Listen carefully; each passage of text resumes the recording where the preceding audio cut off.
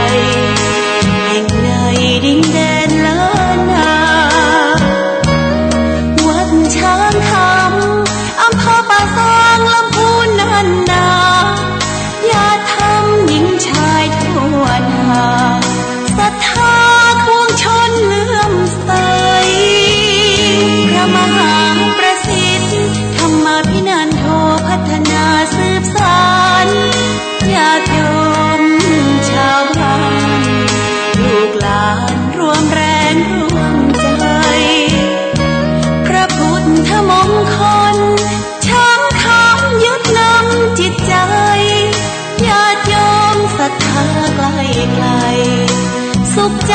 ได้มาแห่งนี้กราบพระพุทธรูปก่ออิฐถือปูนขอบารมีเพิ่มพูนพระพุทธรูปพ้นแสนหาองค์นี้พระพุทธรูปทองเหลืองและเจดีย์ทรงหลายนาที่มีแผ่นศิลาจารึกนานปีสุขสีขอพรถึงใจโอ้ละนาเชิญร่วมพิธีสืบชะตาหลวงล้านนาและบรรพชาอุปสมบทพุทธคุณวางไว้กลางกล้าวเพื่อป้องกันเหล่าภัยลินสิ้นทั้งหลายธรรมคุณทูลวางไว้กลางใจเพื่อช่วยให้หูทั่วถึงชั่วดีสังฆคุณทูลไว้ในชีวิตเพื่อช่วยปิดปลดทุกข์เป็นสุขีด้วยบุญอภิวันอัญชลีสวัสดีโดยการนิรันดร์เทิน10 นิ้วกราบแนบใต้ไหว้สาปารมีธรรมในครูบาอาจารย์พระมหาเถรานุเถระท่านเจ้าคณะพระสังฆาธิการทุกรูปทุกตนขอความสุขความสวัสดีในธรรมะแห่งองค์สมเด็จพระสัมมาสัมพุทธเจ้าจงมีแก่บรรดาสาธุชนท่านผู้ฟังทุกท่านที่ได้มีโอกาสเปิดวิทยุรับฟังรายการเสียงธรรมก่อนรับตาตั้งสถานีวิทยุเพื่อการศึกษาพระพุทธศาสนาและวัฒนธรรม FM ความถี่ 104.50 เมกะเฮิรตซ์วัดฝ่ายหินตำบลสุเทพอำเภอเมืองจังหวัดเชียงใหม่เมตตาในท่านพระครูสมุวิสุวัฒน์วรกิโจท่านเจ้าอาวาสและท่านผู้อำนวยการวิทยุคลื่น104แห่งนี้ถวายเวลาให้ธรรมภาพน้อมนำเอารายการเสียงธรรมก่อนรับตามาอู้เอิญเจริญพรมาเป็นปฏิพรกับบรรดาญาติโยมสาธุชนท่านผู้ฟังทั้งหลายค่ำแรงวันนี้เป็นวันศีลเป็นวันพระเดือน3เหนือออกหรือขึ้น8 ค่ำแรงวันนี้หมายมีโยมแม่ตุนแก้วและผู้อำนวยการถนอมทาคำแปลงพร้อมโดยพี่ๆน้องๆเนาะพากันเป็นเจ้าภาพพระธรรมเทศนาอาตมาภาพก็จะได้น้อมนำเอาพระธรรมเทศนาที่เพิ่นรับเป็นเจ้าภาพอุทิศไปหาคนนั่นคนนี้ที่มีเจโตปณิธานเอาไว้ตั้งที่ได้รับปัจจัยมาก็โยมแม่อุ้ยตุนแก้วกับพ่อนานก็คงจะฟังอยู่เนาะอยู่คงจะฟังอยู่ทางบ้านเพราะฉะนั้นเบื้องแรกนี้จะได้นำพาญาติโยม กราบพระไหว้พระอย่าก่อนแล้วก็จะได้ปากันโยขันแก้ว5โกฏากลำดับนั้นไปก็จะได้สวดพุทธคุณธรรมคุณสักเล็กน้อยเทศนาธรรมพี่น้องตั้งขึ้น104ก็จะได้ฟังพระธรรมเทศนาเตรียมขันน้ำมูกน้ำมนต์น้ำอย่างไว้ตั้งหน้าบ้านก็ได้เขามินส้มปล่อยเนาะทำพุทธคุณสังฆะโลกหรือธรรมพุทธสังฆะโลกทำพุทธสังฆะโลกเป็นการครับเสนียดจันไร7 วันก็สักครับเหียเนาะคือบังเกิดสิริมงคลแก่บ้านแก่จองแก่หอแก่เฮือนเมินเราก็ได้ฟังกันก็จะได้เป็นมงคลกับตัวเฮาเท่านั้นแหละสิ่งอื่นๆก็จะประคับประคองกันไปตามลำดับเพราะฉะนั้นพร้อมแล้วก็จะได้นำพาญาติโยมกับพระไหว้พระเป็นลำดับไปเนิ่นๆกราบ1กราบ2กราบ3กราบ4กราบ5อะระหังสัมมาสัมพุทโธภะคะวาพุทธังภะคะวันตังอภิวาเทมิกราบสวากขาโตภะคะวะตาธัมโมธัมมังนะมัสสามิกราบสุปฏิปันโนภะคะวะโตสาวกสังโฆสังฆังนามามิกราบมาตาปิตุคุณังอหังวันตามิกราบอุโนปการีวันทามิกราบพระพุทธกราบพระธรรมกราบพระสงฆ์กราบระลึกถึงคุณพ่อคุณแม่กราบระลึกถึงคุณของครูบาอาจารย์ต่อไปก็ตั้งอกตั้งใจสมาทานแก้ว5โกฏากซึ่งเราก็ได้กระทำบำเพ็ญกันมาอยู่เป็นประจำว่าสวาโตโอกัสสะพันเตกะเดภะปัญจรัตนาผ่านแผ้วปะเกียวเจ้าอาประการตนถ้ารงอนันตาธิคุณญาณหาที่สุดบ่ได้เป็นที่ไวและสักการะบูชาอันมีองค์พระสัทธาสัพพัญโยพระพุทธเจ้าพระธรรมเจ้าพระสังฆเจ้าพระมหาจินะทาเจ้าเจดีย์ไมสลีมหาโพธิโลกาพระมหาอุปคุฎเถระเจ้าอาจารย์ในวันนี้ก็หากเป็นวันดีทีอันวิเศษเหตุว่าเป็นเดือน3เดือนออกหรือขึ้น8 ค่ำว่าเป็นวันพฤหัสบดีที่1 เดือนธันวาพุทธศักราช2565หมายมีเจ้าสมณะสัทธาพระมหาประสิทธธรรมาภินันโทวัดยังกำเวียงเบลุคามป่าซางและสัทธาทายกทายิกาผู้ฟังรายการขึ้น104เพื่อการศึกษาพระพุทธศาสนาและจริยธรรมนี้นาปากันย่อมือ10 นิ้วนบน้อมไว้และลวดขอบูชาแต้นเขาตอกดอกไม้อันบางเวียนไว้5โกฏากพระธรรมาวิภาคเบื้องตนหนที่บูชายังองค์พระมุนีตนศักดิ์สวัสดิ์กับทางพระบทพระบาทพระสรีระธาตุเจ้าเจดีย์ไม่สลีมหาโพธิ์มีหลายโกฏนาตุติยาขันปุ่นทวนซองผู้ค้าทั้งหลายปองน้อมมาเกณฑ์เบญถวายปูชาสุมายังพระนวโลกุตระธรรมเจ้าเก่าประการ10กับดังพระปริยัติธรรมอันโอฬารเลิศแล้วอันเป็นดวงประทีปแก้วส่องหนทางตติยวานขันปุ่นทวน3งามบ่อเศร้าผู้ค้าทั้งหลายจะขอถวายปูชาแล้วจะขอสุมา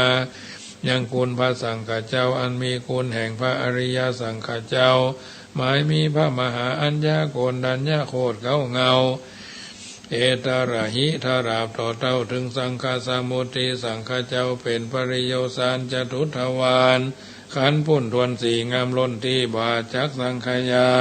ผู้ข้าจะขอถวายปูชาแล้วจะขอสุมายังพระกรรมฐานเจ้าทั้งสองอันเป็นกองแห่งสมถะกรรมฐานและกองแห่งวิปัสสนาธรรมดวงวิเศษอันเป็นเหตุคือศาสตร์ไปหอดเวียงแก้วยอดมหาเนรปานปัญจมาวานขันปุ่นทวน5ผู้ข้าทั้งหลายจะขอถวายปูชาแล้วจะขอ สู่มายังคุณพ่อคุณแม่ปู่ย่าตายายคุณผู้มีอุปการะคุณทั้งหลายและคุณครูบาอาจารย์เจ้าทั้งหลายตั้งแต่ครูเข้าครูปลายครูตายครูยังอาจาริยะอาจาริยังเจ้าทั้งหลายผู้ใดสั่งสอนยังโลกิยะสั่งสอนยังโลกุตละสั่งสอนยังอาคาระพยัญชนะคาถาเจ้าทั้งหลายสั่งสอนยังสมถะกรรมฐานวิปัสสนาธรรมกรรมฐานถ้าราบต่อเท่าถึงอาจารย์ปัจจุบันนี้ใส่ผู้ข้าทั้งหลายก็ย่อมือ10 นิ้วนอบน้อมไว้และลวดขอบูชาหลอนว่าผู้ข้าทั้งหลายได้ประมาทอเนกจติหลอนโดยมีกายกรรมทั้งกายวจีกรรมกรรมมโนกรรมกรรมขึ้นได้ประมาทอิริยาบถะตั้งสี่ยืนเดินนั่งนอนหูแจ้งที่ใดกระทำก็ดี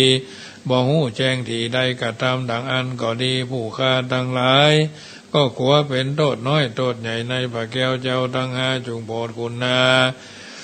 มีธรรมเมตตาไหวนาเป็นปฏิกหาฮับเอายังเครื่องปรมามิสาปูจาแห่งผู้ข้าทั้งหลายแล้วจะขอขมาลดโทษเสียอย่าง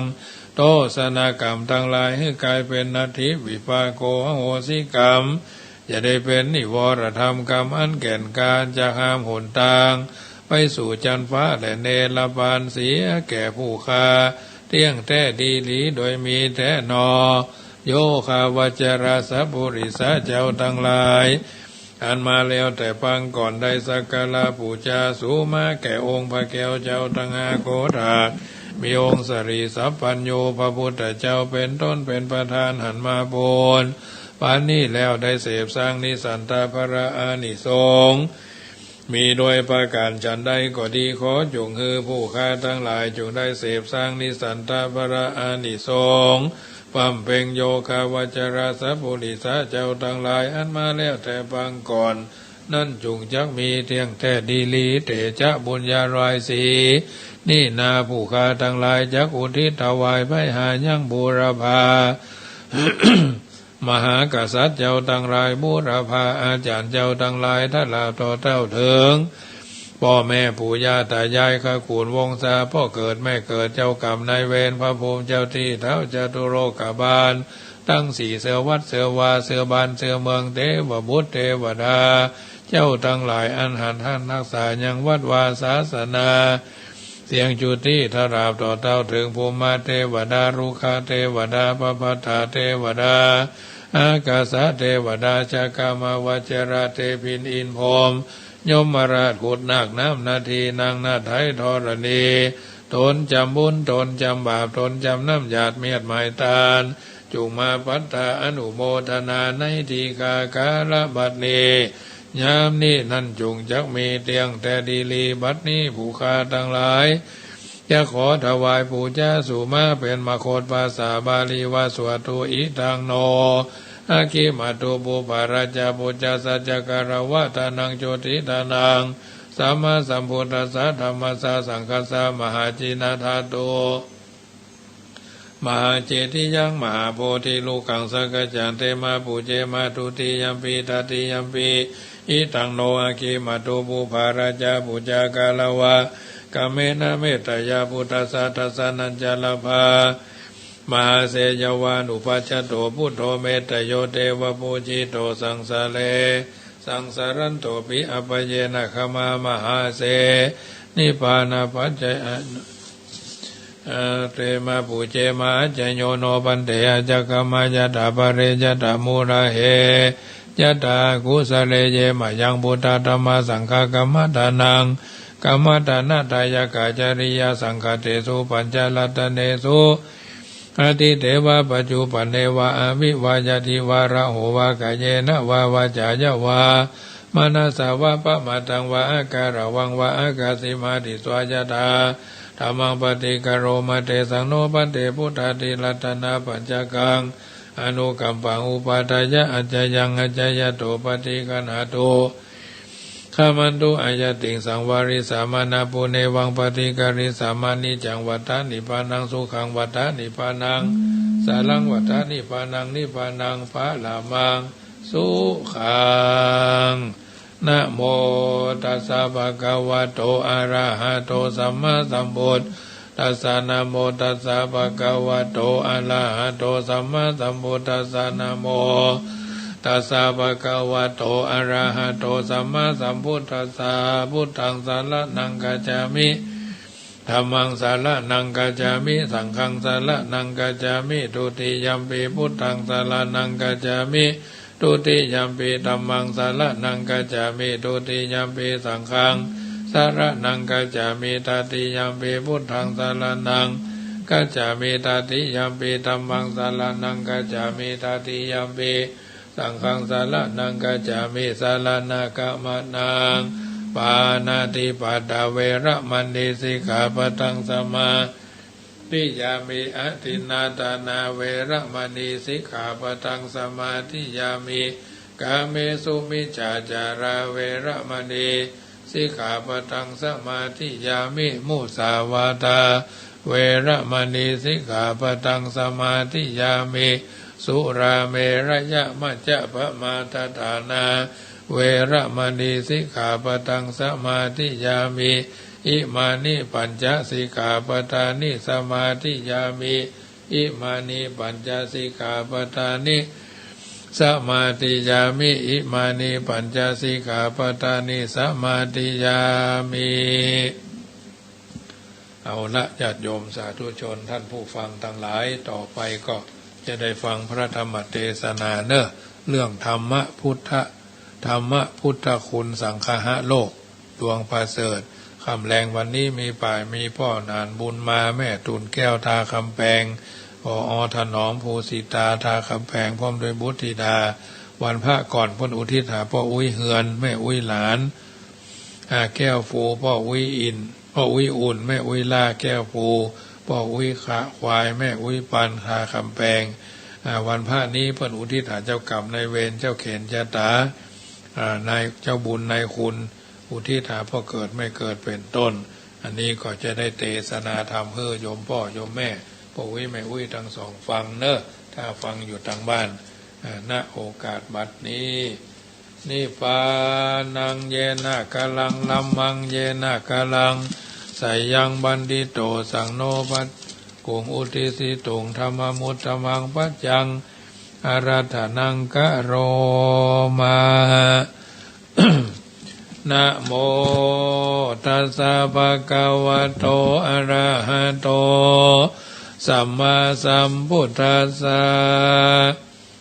สัทธาวะโหนายะโกโลกาหิโตพุทโธภคะวะติสัทธาสัพพัญโยพระพุทธเจ้าเมื่อยังทรมานในแก้วกุเวลุวันมีความสงสารสัตว์โลกอันถลงทุกโศกนานามีความขุนนาภายแผ่ฮือพ้นแต่ต่างผ่านเล่งหันการอันลำบากโลกหากเกิดเมืองไผ่สาลีปีวิสาทควินคีขันหาคนและสัตว์ตายมากมวลมี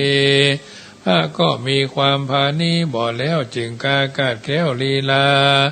จากเวรุวันนาวาสกับตังภิกขุสังฆมากมวลมีสู่เมืองไผ่สาลีดาวเขตเป็นเหตุคือฝนตกลงมาบ่ขาดฝนน้ำฝนหยาดหลากไหลพัดเอาซากพีตายไปสู่ในที่อยู่แม่น้ำคงคาพระก็เมตตาภายโพด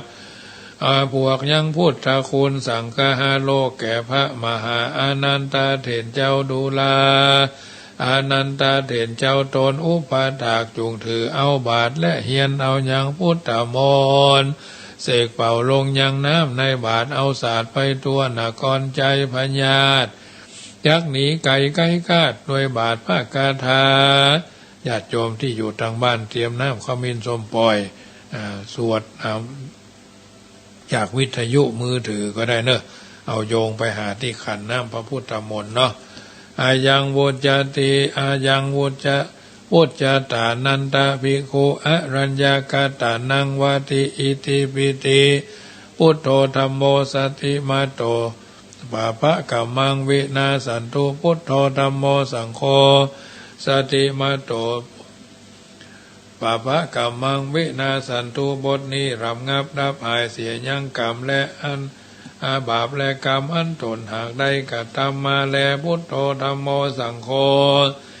สติมาโตสัพพะทุกขาวินาสันตุบทนี้ดับเสียยังสัพพะทุกข์สัพพะโจรเววนอนตะลายตั้งมวลนั่นแลพุทโธธัมโมสังโฆสติมาโตสัพพะพยาวินาสันตุบทนี้เรางับดับเสียยังพยะอันจักมาบังเกิดกับตัวตนห่อเฮือนบันจองที่อยู่ที่กินตั้งมวลนั่นแลพุทโธธัมโมสังโฆสติมาโตสัพพะโลกาวินาสันตุบทนี้ดับเสียยังโลกอันมาบังเกิดคือคนทั้งหลายเจ็บไข้ได้ป่วยเจ็บไข้ได้พยาธิและนาพุทโธธัมโมสังโฆสติมาโตสัพเพอุปัฏฐวาวินาสันตุบทนี้ดับเสียยังอุบาทจังไรมาบังเกิดกับตัวกับตนบ้านจองหอเฮือนที่อยู่ที่อาศัยนั่นแลพุทโธธัมโมสังโฆสติมาโตสัพเพอันธาวินาสันตุพุทโธบทนี้รับเสียยังอาณาอนตการอันมีมืดมัวตัวเก่าโศกเศร้าร้ายทั้งหลายทั้งมวลในตัวนอกตัวนั่นแลพุทโธธัมโมสังโฆสติมาโตสัพเพอันตรายา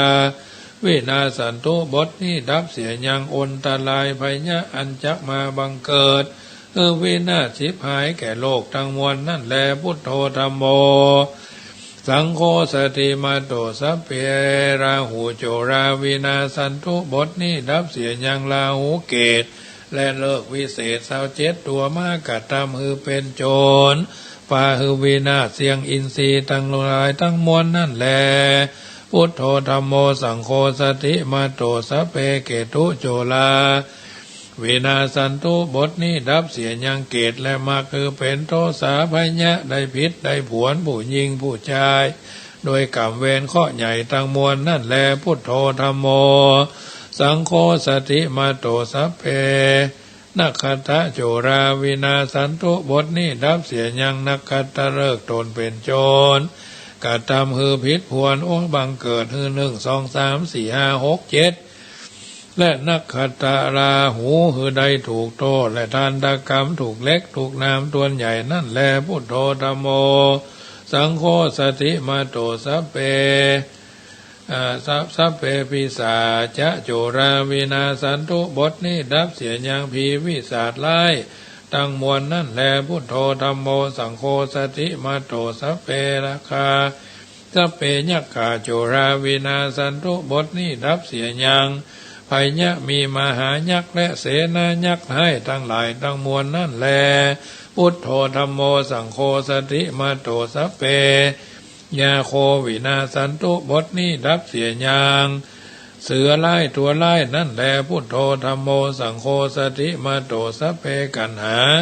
วินาสันตุบทนี้ดับเสียยังภัยยะแต่หมีไล่ตัวละแต่หมีตัวไล่นั่นแลพุทโธธัมโมสังโฆสติมาโตสัพเพสุนัขขีนีวินาสันตุบทนี้ดับเสียยังภัยยะแต่มาจิ้งจอกตัวร้ายและคนสนคนส่อกัมพรุสวาจาถอยให้นั่นแลพุทโธธัมโมสังโฆสติมาโต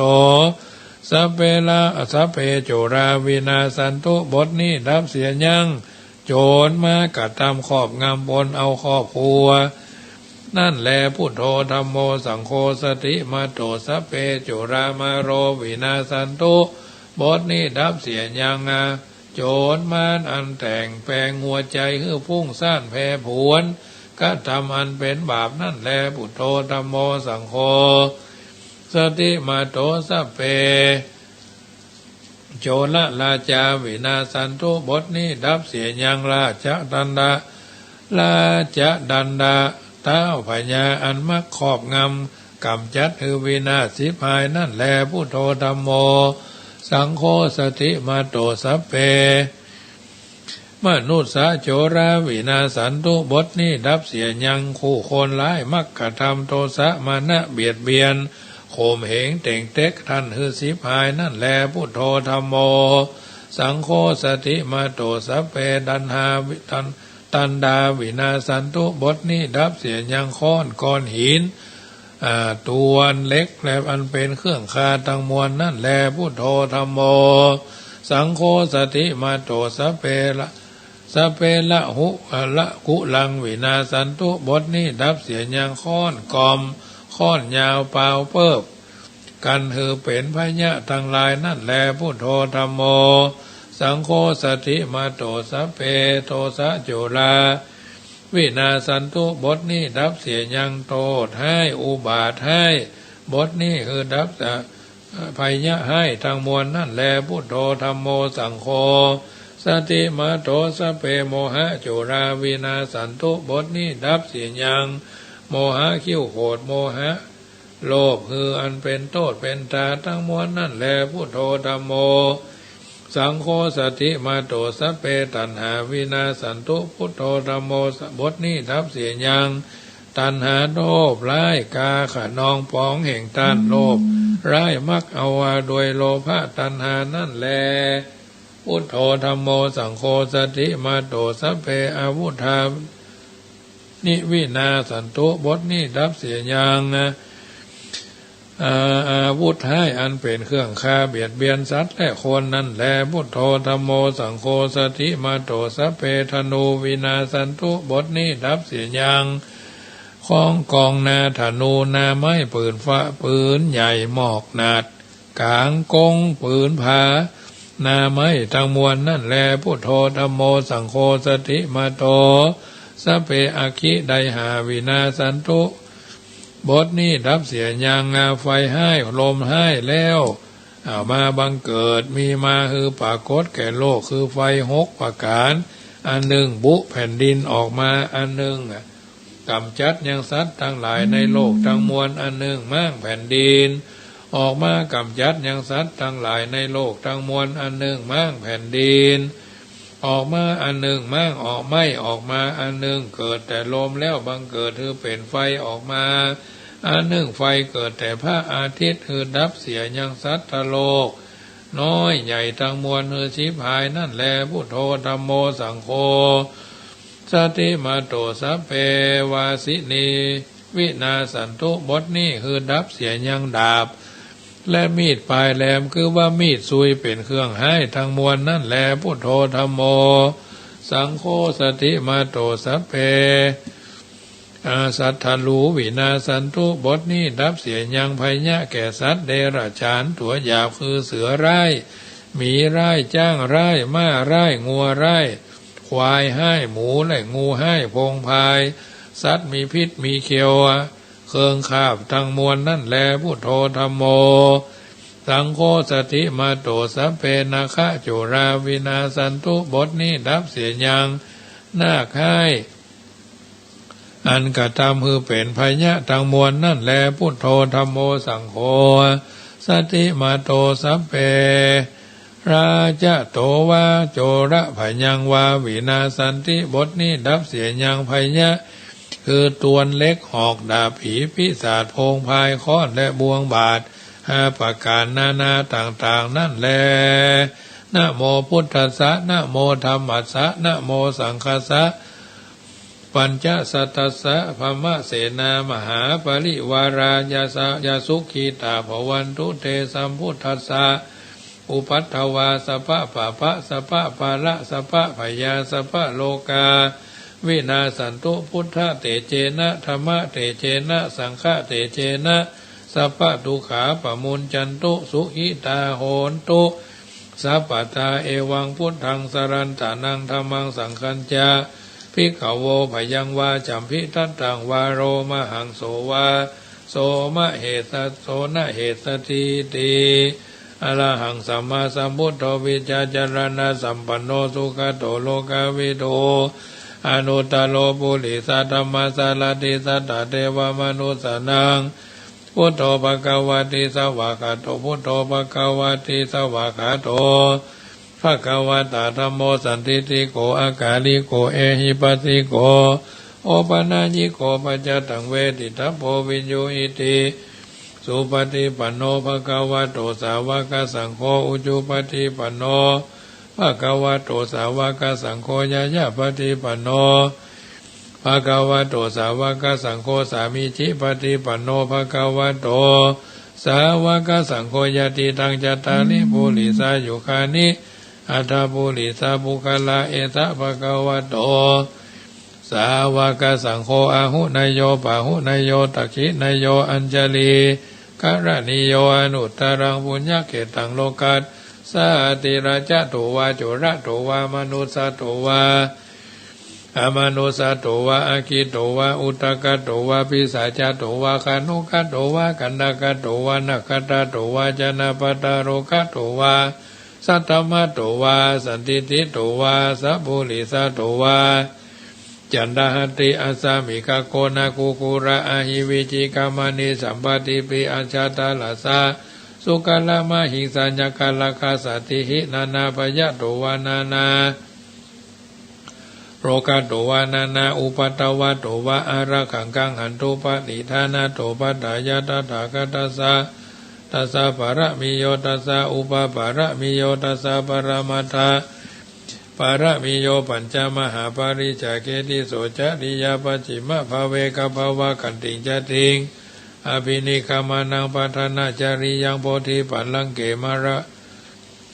ปานานาโลกโตวานานาอุปตวะโตวะอาระขังกังหันตุยันตุนิมิตังอวะมังกรัญจโยจามานาโปสกุณาสัสสะโตปะปะกะโหตุสุปินังอาการตังธรรมานุภาเวนะวินาสเมตุยันตุนิมิตังอวะมังกรัญจโย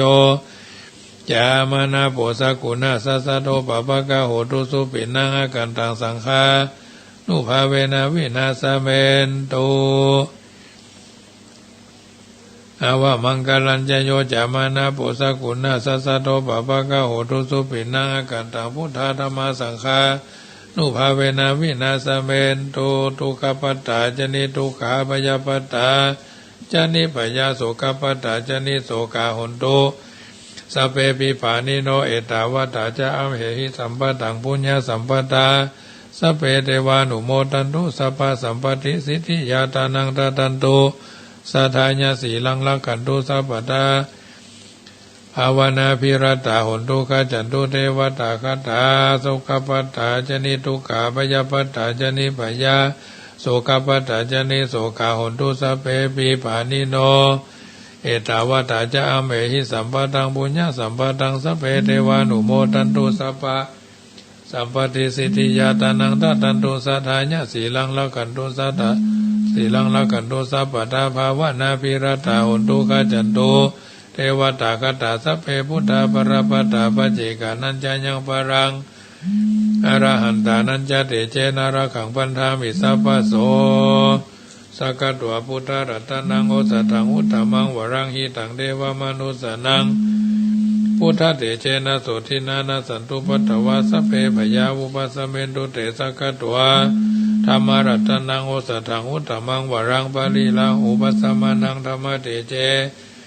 นาโสทินานาสันตุปัตตวาสัพเพพยาวุปัสสเมนตุเตสักกัตวาสังฆารัตนัง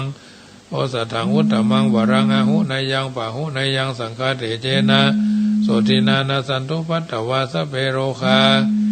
อุปัสสเมนตุเตหิริโอตปาสัมปันนาสุขธรรมาสมาหิตาสันโตสัพพุริสาโลเกเทวธรรมาติวุจเรสติปะกาปัตตนาสติปัตตาวัญจนามาตาปิตาจนิขันตาจตเวทปฏิกรรมสา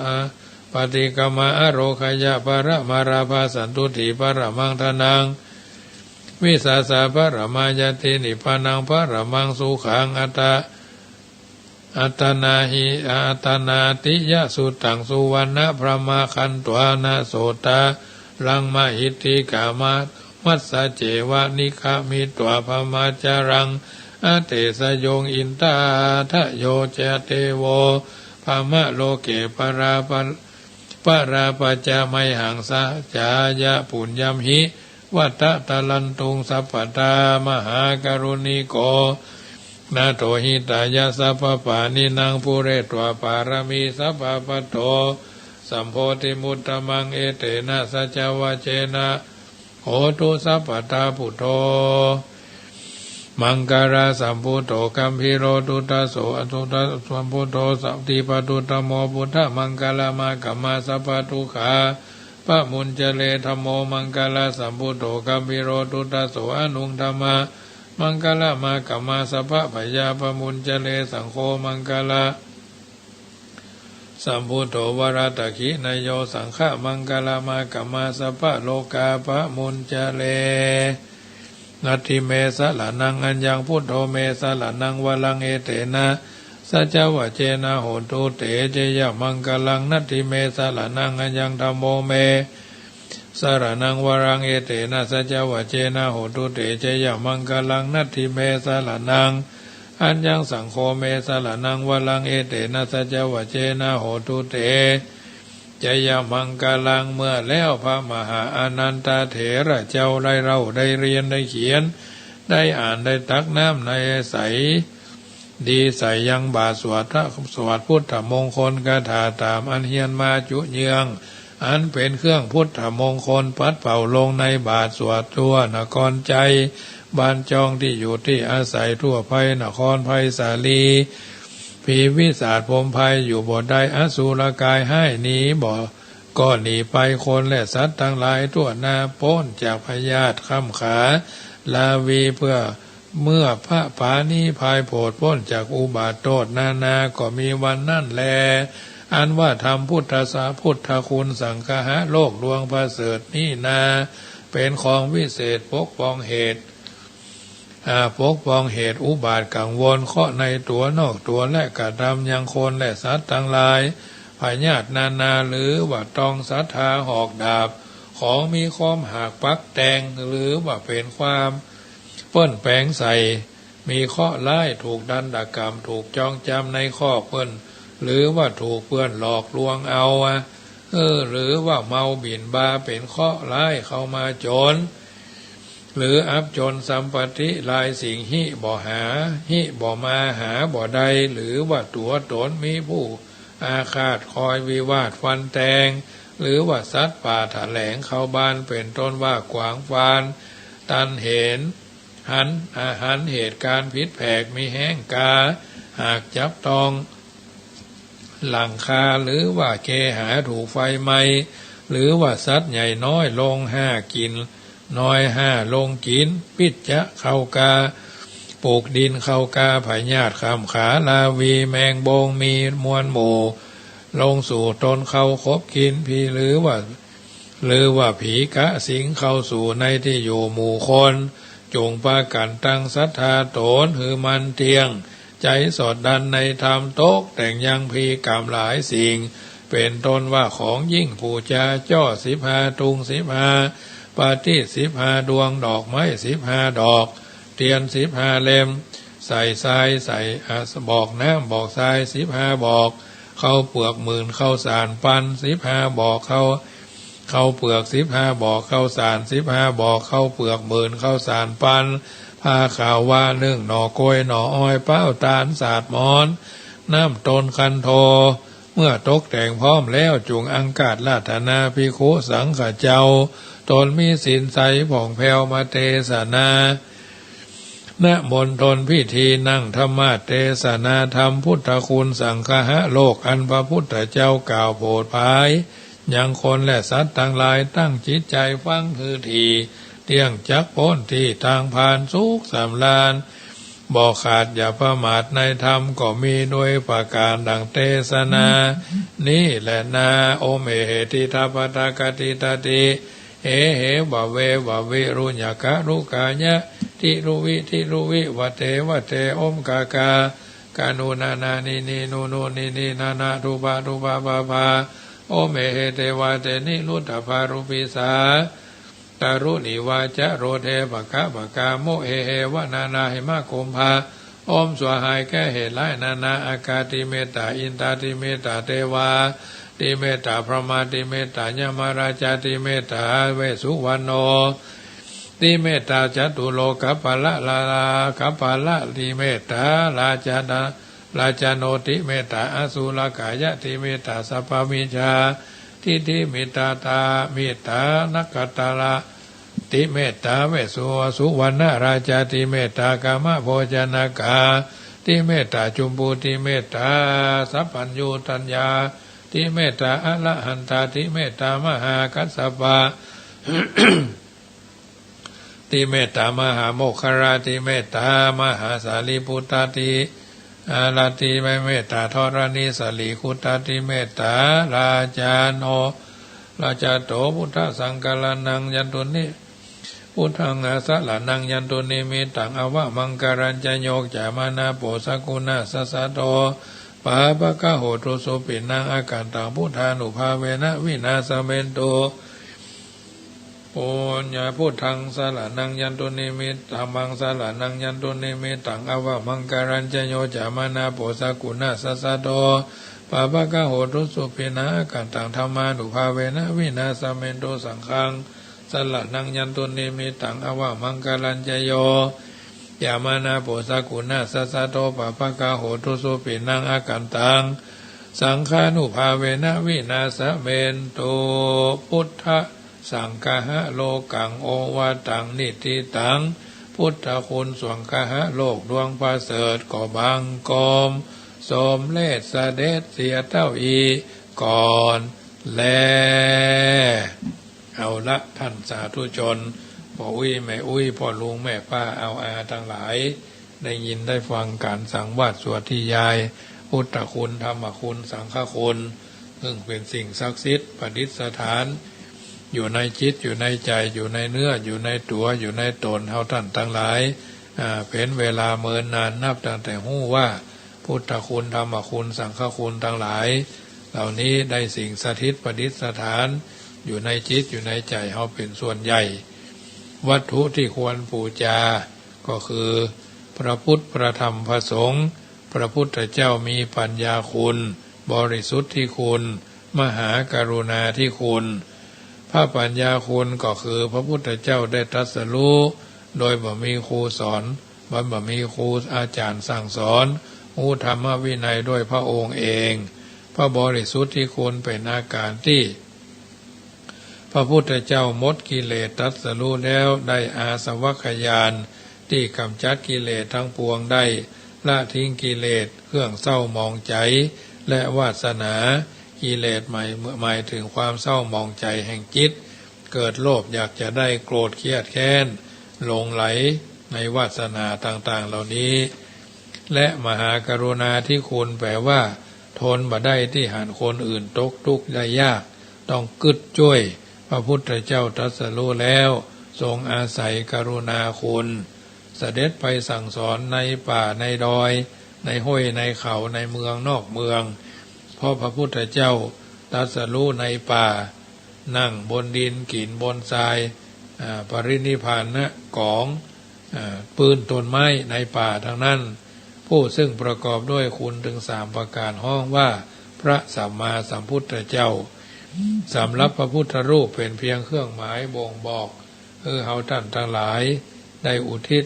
พระพุทธเจ้าหากไว้โดยบ่มีเครื่องหมายอันอย่างเลยของรู้สึกว่าอ้างว้างมีสิ่งใดยึดถือสมัยพุทธเจ้ายังมีชีวิตอยู่ก็ไหว้พระพุทธเจ้า เมื่อปรินิพพานไปแล้วก็ไหว้บาทไหว้จีวรต่างๆเป็นที่ระลึกรวมถึงนำอธิกระดูกไปเก็บไว้เป็นพระธาตุเจดีย์เก่าใหม่ใหญ่น้อยทั้ง12ราศีตั้งแต่ชวดหนูพระธาตุเจ้าสลีจอมทองจนกระทั่งถึงกูนหมูไก่จ้างพระธาตุเจ้าดอยตุงเป็นต้นเพราะฉะนั้นพระพุทธเจ้าได้รับการพรรณนาเกียรติยศเกียรติทรัพย์อันเรื่องรืออันงดงามว่าอิติปิโสภะคะวะอะระหังสัมมาสัมพุทโธวิชชาจารณะสัมปันโนสุขโตโลกาวิโตอนุตตโรปุริสธรรมสารถิสัทธาเทวมนุสานังพุทโธภควาติอรหังหมายถึงเป็นพระอรหันต์สัมมาสัมพุทโธหมายถึงตรัสรู้ถูกถ้วนวิชชาจารณะสัมปันโนเป็นผู้บริบูรณ์ด้วยวิชชาและจารณะสุขโตเสด็จไปดีโลกวิทูเป็นผู้รู้จักโลกโลกมีอยู่3สัตวโลกหมู่สัตว์สังขารโลกโลกคือสังขารคือสิ่งทั้งปวงอันมีในโลกโอกาสโลกก็หมายถึงแผ่นดินอนุตตโรปุริสธรรมสารถิ เป็นสารถีฝึกคนได้มีไผ่เหมือน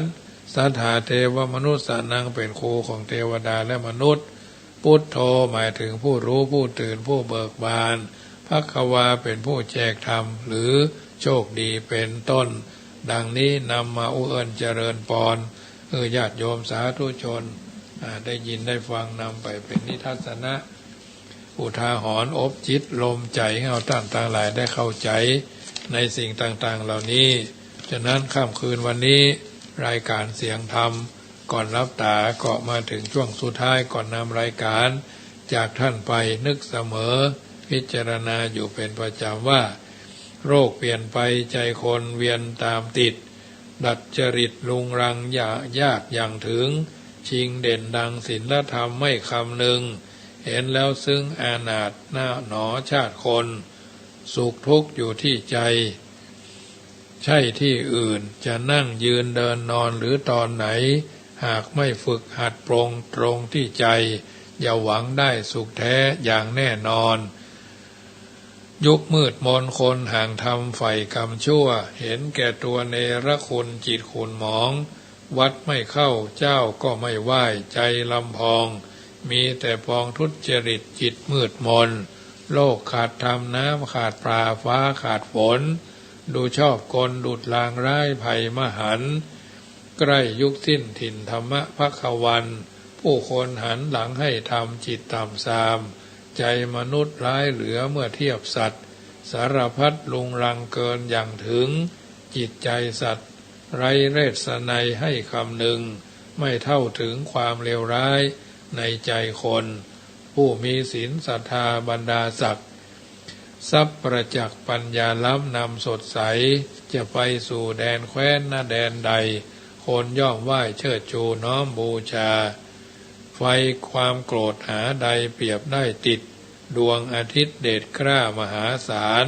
เผาทุกสิ่งมอดไหม้ในจักรวาลยังมิปานไฟโกรธพิโรธกันชีวิตเราเกิดมาน่าสงสารด้วยสังขารไม่จีรังดังมั่นหมายเกิดมาแล้วต้องเจอแน่แก่เจ็บตายทั้งหญิงชายหนีไม่พ้นจนหรือรวยอันชีวิตเราท่านนั้นไม่แน่ล้วนผันแปรเปลี่ยนไปไม่ถอยหลังเกิดแล้วดับพบแล้วพรากรักแล้วชังไม่จีรังยืนยงดำรงนานชีวิตเหมือนเรือน้อยลอยวารีซึ่งต้องมีคลื่นลมถลกโถมถลาเวลาใดคลื่นสงบพบมักคาเปรียบชีวาอยู่รอดปลอดภัยผ่านอายุคนเหล่านั้นสั้นยิ่งนักมินานจักลาโลกไปอย่าไหลหลงพึงรีบเร่งขวนขวายกิจจิตปลดปลงอย่าทะนงหลงความตายว่าไกลเราญาติโยมท่านสาธุชนท่านผู้ฟังทั้งหลายเขาเกิดมาดีเพราะมีบุญอยู่อย่างมีคุณ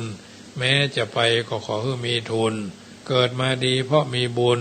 ร่างกายครบตาหูจมูกลิ้นกายใจ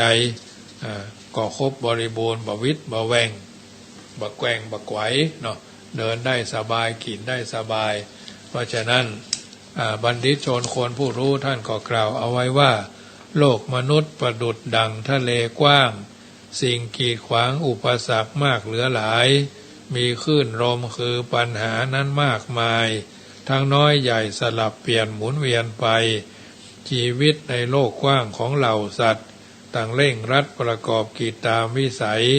ต่างขวนขวายเลี้ยงชีพตนอยู่เรื่อยไปเพราะถูกไฟ3กองใหญ่ไฟไล่เผารนต้องหมุนคว้างตามกระแสของกิเลสเนื่องจากเหตุอวิชชาพาสับสนไม่เข้าใจในชีวิตต้องเวียนวนจึงต้องทนทุกข์ระทมข่มขืนใจเปรียบเหมือนเรือในสายทานลำล้อใหญ่ถูกซัดไปด้วยแรงคลื่นสุดฝืนได้ เพราะแรงลมพัดกระหน่ำอยู่ร่ำไปทนไม่ไหวบางลำล่มจมวารินจระเข้ปลาร้ายทั้งใหญ่เล็กที่แหวกว่ายในสายทานกระแสศีลเปรียบกิเลสเหล่าตัณหามัวราคินเที่ยวจับกินคนโง่เขลาเบาปัญญาเหล่ามนุษย์ทุกชีวิตในโลกกว้างค ควรตักตวงสร้างกรรมดีกันเถิดหนาตั้งสติควบคุมใจใช้ปัญญาแก้ปัญหาเอาตัวรอดปลอดจากภัยชีวิตนั้นเปรียบเหมือนเรือเมื่อลอยล่องหางเสือต้องถือให้มั่นมิหวั่นไหวเมื่อลมจัดพัดกระหน่ำโปรดจำไว้ว่าโพยภัยทุกมหันต์นั้นธรรมดารายการเสียงธรรมะก่อนรับตาประจำค่ำคืนของวันพฤหัสบดีเดือนธันวาค่ำคืนวันนี้ขออนุโมทนาในกุศลเจตนาท่านฐานะบดีประกอบไปด้วยพ่อหนานบุญมาแม่ตูนแก้วทาคำแปงผอ.ถนอมโยมภูสิตาทาคำแปงพร้อมด้วยบุตรธิดาทุกคนทุกท่านมีกุศลเจตนาเป็นเจ้าภาพพระธรรมเทศนาพุทธคุณสังฆะโลกเจตนาปารภว่าจักอุทิศหาเจ้ากรรมนายเวรเจ้าเขียนชะตาเจ้าคุณนายคุณผู้มีพระคุณและพ่อเกิดแม่เกิดและเจ้ากรรมนายเวรทั้งหลายที่สัมพิทักษ์รักษาปกปักรักษาท่านฐานะบดีญาติโยมได้ยินได้ฟังรายการนี้แล้ววันพระต่อไปให้ฟังพระธรรมเทศนาก็สามารถแจ้งความประสงค์จำนงหมายได้ที่วัดจังกำตำบลมะกอกอำเภอป่าซางจังหวัดลำพูนซึ่งแต่ละวันถ้าเป็นวันศีลก็พยายามจะน้อมนำเอาพระธรรมเทศนาที่เพิ่นได้ปริวัติปรับปรุงเอาไว้แล้วมาเทศนาเป็นปฏิพรให้บรรดาญาติโยมได้ฟังสลับปรับเปลี่ยนกับธรรมบรรยายรายการเสียงธรรมก่อนรับตานั้นมีทุกวันจันทร์วันการวันพุธวันพฤหัสวันพรุ่งนี้เป็นวันศุกร์รายการอาตมาภาพนี่บ่มีจะมีวันเสาร์วันอาทิตย์วันจันทร์วันการวันพุธและก็วันพฤหัสบดีทั้งระหว่าง104กับ96เนี่ยจะมีอยู่2ที่บางเตื้อก็แตนรายการนั้นรายการนี้ทั้งเมื่อวันเมื่อคืนอันนี้ก็มีโอกาสก็ได้ฟังกันไป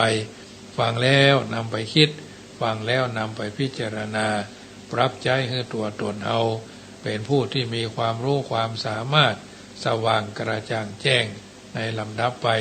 ค่ำคืนนี้มีโอกาสได้ฟังนั่งฟังธรรมแล้วเป็นจะได้ก็สามารถโทรศัพท์ทักทายมาได้ที่0615476539 0615476539วันที่29-30ธันวาเชิญร่วมเป็นเจ้าภาพพระธรรมเทศนาเนอะจำนวน13กันโดยการถึงวันที่29และก็30การ1ก็ต้องการ25คนละ19 บาทเนาะคนละ99 บาทชวดหนูชะรูวัวขานเสือเทาะกระต่ายมาลงงูใหญ่มาเสงงูเล็กมาเมียมาแปะบอกลิงละกาไก่จอหมาคุณหมูเป็นเจ้าภาพกันไปตามที่มีความพร้อมเพราะโอกาสจังหวะบ่มีฮื้อเฮาได้ทำกันง่ายๆการฟังพระธรรมเทศนานั้นบางเตื้อเฮาบ่ได้ฟังแต่เฮาเป็นเจ้าภาพถ้าเฮาเข้าใจในเรื่องต่างๆเหล่านี้บุญเท่านั้นจะได้เป็นเกาะกำบังบุญเท่านั้นจะได้เป็นปาทะยังเข้าห่อบุญเท่านั้นจะได้เป็นตบะเดชะเฮาหิวเฮาก็ได้กินคนเดียวเฮากระหายเฮาก็ได้ดื่มคนเดียวเพราะฉะนั้นจะปลูกพืชก็ต้องเตรียมดินจะกินก็ต้องเตรียมอาหารจะเดินทางก็ต้องเตรียมแบงหน้าแล้งก็ต้องเตรียมน้ำเป็นธรรมดาค่ำคืนวันนี้ญาติโยมสาธุชนตั้งเชียงใหม่ฝนก็คงจะตกเนาะตั้งลำพูนนี่ก็ตกเผาๆไปเรื่อยๆเดี๋ยวนี้ก็ซินี่คืนนี้ก็คงจะเป็นที่รับสบายจำวัดสบายเนาะฮ้อนมาหลายคืนเนาะพี่น้องตั้งเชียงใหม่พี่น้องตั้งลำพูนพี่น้องตั้งลำปางพี่น้องตั้งเชียงรายอยู่จุดไหนมองใดฟังแล้วก็นำไปเป็นข้อเตือนจิตสกิดใจอันใดดีก็ทำกันต่อเนื่องอันใดบ่ดีก็พยายามลดละเลิกการทำบุญในทางพระพุทธศาสนาทำแล้วบ่เดือดร้อนตัวเฮาก็ทำไปทำแล้วบ่เดือดร้อนคู่ข้างก็ทำไปทำแล้วบ่เดือดร้อนวัดวาอารามบ้านจองหองเฮืองก็ทำไปทำแล้วบ่ต้องไปอวดคนนั้นบ่ต้องไปอวดคนนี้เพราะฉะนั้นสิ่งที่ดีก็คือดีที่สุดก็ขอให้เกลือทำดีเหมือนเกลือรักษาความเค็ม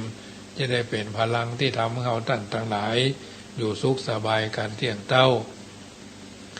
บานแก่การกระทำด้วยความนั่นความนี้เนาะถ้าเรามีความเข้าใจในเรื่องบุญก็จะเป็นสุขแท้เพิ่นบอกว่าสุขที่แท้อยู่ที่ไหนใครก็ถามอยู่ที่ตามเงินทองหรือยศถาหากพอใจก็สุขได้ทุกเวลามีปัญญาหาสุขแท้แน่จริงเอ่ยสุขที่แท้มีธรรมนำสงบ